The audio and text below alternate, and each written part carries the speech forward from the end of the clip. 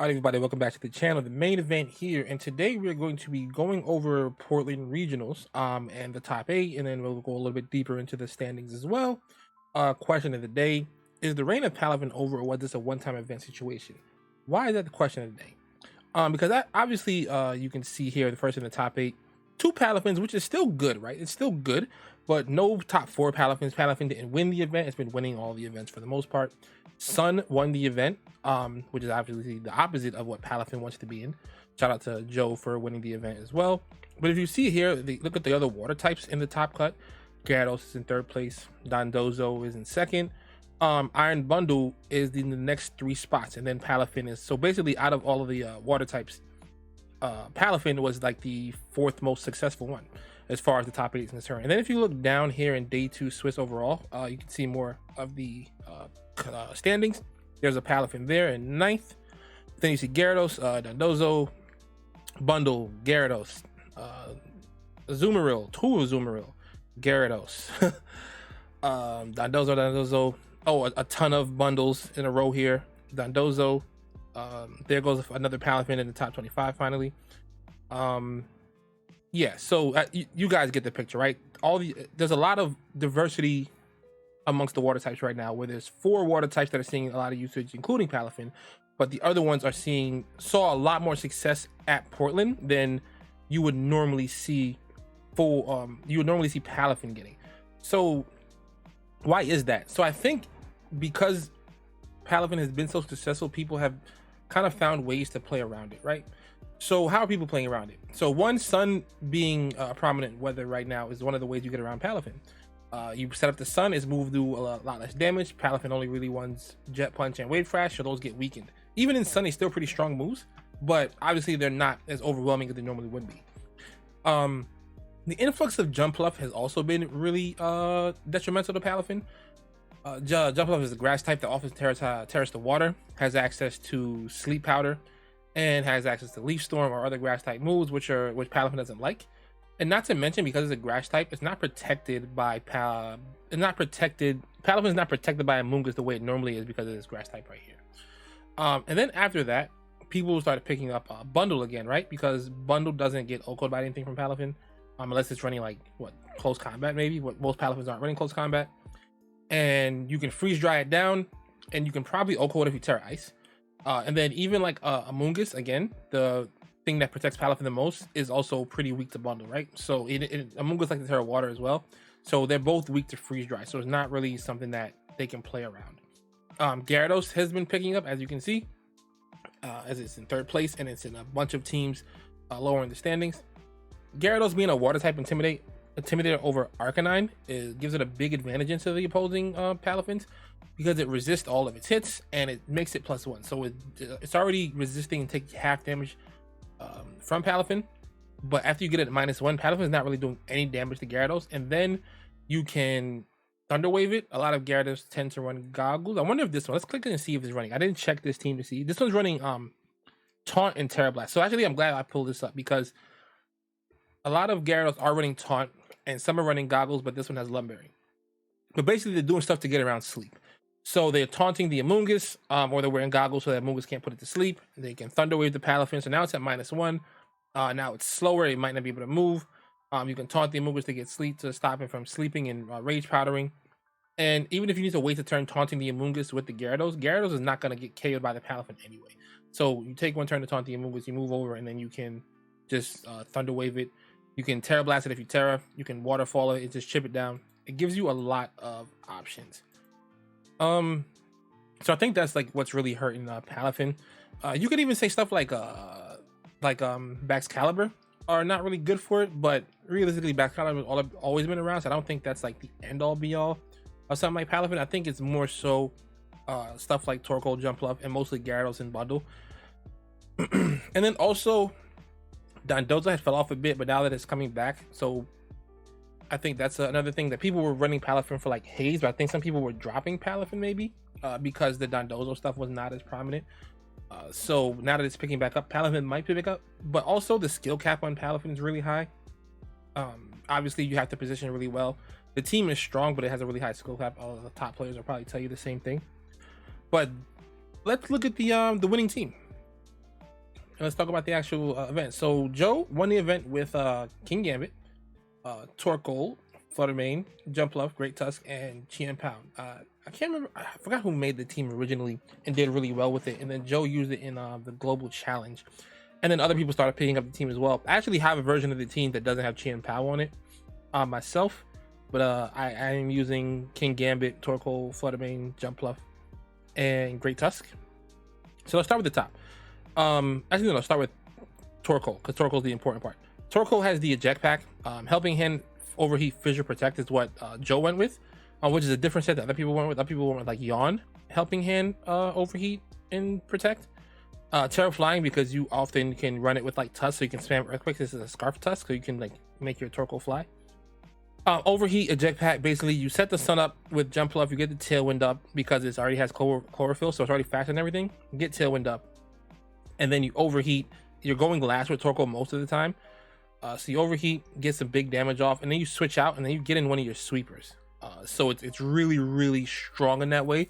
And even if you like get a knockout on the Torkoal before it can eject pack, it doesn't really matter, right? Because this job is to kind of just set the sun up and get out the way for the most part, so that something like Fluttermane and Great Tusk can come in at the tailwind. Great Tusk can come in and spam Earthquake or Rock Slide or Headline Rush or Close Combat, whatever it needs to. Fluttermane can come in and spam Dazzling Gleam, Shadow Ball, Moonblast, whatever it needs to as well. But that's kind of the main mode of the team. Is the Terra, Fairy, Specs, because you want damage on this, right? This is not really a defensive Terra for the Fluttermane. You want as much damage as possible. The Great Tusk is a defensive Terra because it has enough offense in most people's eyes. I sometimes like to run an offensive Terra anyway.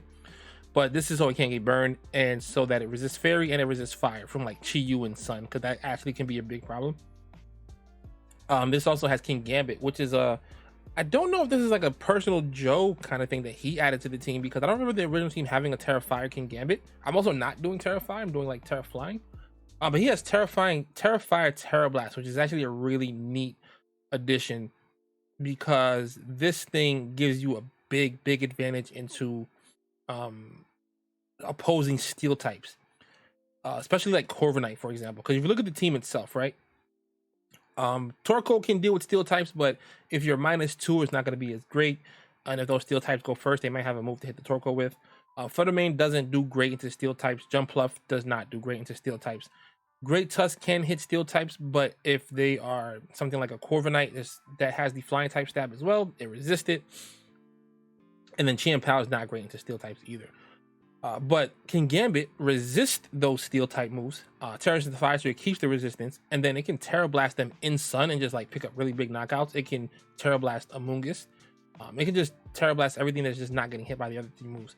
He also dropped Assurance. He usually runs Assurance over Contact Lead, but he dropped that, which I thought was a good call. I like Contact Lead better than Assurance. Assurance is a bit inconsistent in damage, in my opinion, at least. Oh, he also put Fissure on the Torkoal. So Fissure is just a button that he keeps on the team. So Overheat, Helping Hand, and Protect is mostly what he's using, and just getting the Torkoal out.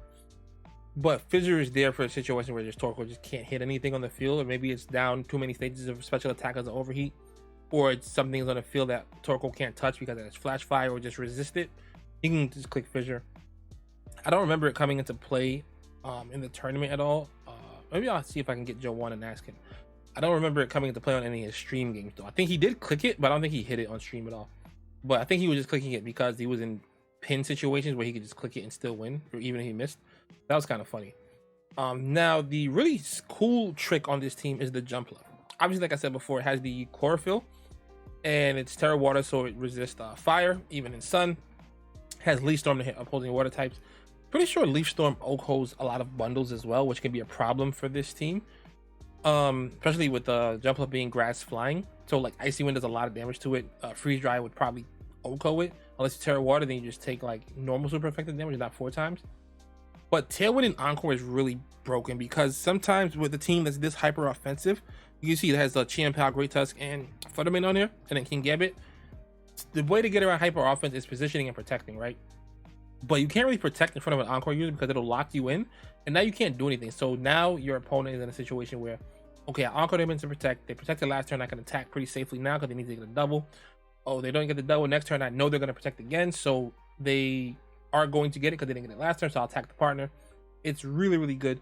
It gives you really fast sleep powder. Sleep powders are not obviously not accurate, but they're more than 50% accurate, right? So they're still gonna hit most of the time. More often than not. They should hit more often times than not. And sleep powder can kind of just win you a game turn one if you get it on your opponent, and they're just like locked down, because now you can like sleep powder the partner, torkoal out, they get tailwind up next turn, and then like just start blowing stuff up, and your opponent's kind of just done from that point forward. So it's a really strong team. I'm gonna try to feature either this exact team if he puts a wrench out, or my version of it on the channel. I don't know if he's gonna put it out, because sometimes Joe likes to keep his EVs secret, but no, more power to him. He beat Ding Zishu. Part of me, if I am not saying that correctly, who's running a really strong team himself. Let's just take a quick peek at it. So he had the scarf Gary, which is common with the sleep talk, which I like a lot. I'm not a huge Dondozo fan, but it's really good right now, especially Terra Grass, because you can't put it to sleep. Among Us is not really running Clear Smog as much right now, so you can get away with not being a steel type. It avoids sleep powder, like I said, and then it has Terra Blast on this one, which is good, because if your Palafin's on the other side of the field and Palafin wants to waste a turn clicking Haze, if it does have it, you can just Terra Blast it. You can just Terra Blast it before it does anything. And not to mention that the Dondozos are right now, a lot of them are running Oblivious. And the reason they're running Oblivious is because, one, not a lot of Pokemon are clicking setup moves, right? There are some Source Dance, King Gambit, but not a lot of them are, not all of them are running that. Then there's like opposing Dondozo, but most teams have a mode in them to deal with opposing Dondozo. Like, for example, in this team, Chi U plus Iron Bundle probably just takes care of Dondozo very, very quickly. With something like Freeze Dry and Dark Pulse with the Beads of Ruin, probably just takes it out right away, to be honest. And they're always going to be faster than you have like the Sash here. You can't Terra Grass because it doesn't even absolve you of the Freeze Dry weakness, and then you just become weak to Overheat. Chi U plus Flutter does a lot of damage into it as well. You have Mortal Spin, so you can just poison it and wear it down. So like, because teams have a lot of success, a lot of things to deal with Dondozo, a lot of them are running the Oblivious because they don't really need Unaware.